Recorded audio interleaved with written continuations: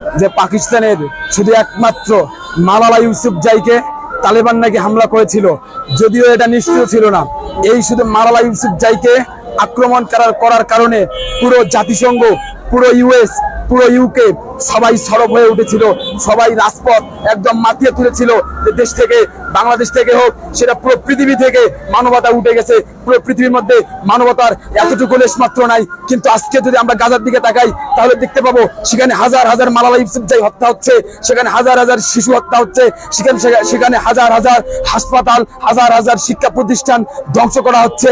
কিন্তু এই মানবতার ফেরিওয়ালা জাতিসংঘরা কোনো কিছুই বলতেছে না, মানবতার ফেরিওয়ালা ইউএস, ইউকে কোনো কিছুই বলতেছে না। এটা থেকে সুস্পষ্ট প্রমাণ হয় এই জাতিসংঘ এবং এই ইউএস, এই ইউকে শুধুমাত্র নির্দিষ্ট একটা এজেন্ডা বাস্তবায়ন করতে চায়, আর সেটা হচ্ছে এই পুরো পৃথিবী থেকে তারা মানবতাকে নিশ্চিহ্ন করতে চায় মানবতার গান গাইয়ে। তাই আপনারা যারা যেখান থেকে দেখছেন সবাইকে উদাত্ত আহ্বান জানাচ্ছি, আসুন আমরা ইউএস এবং ইউকের আসল যে রহস্য আছে সেই রহস্য মানুষের সামনে উপস্থাপন করি।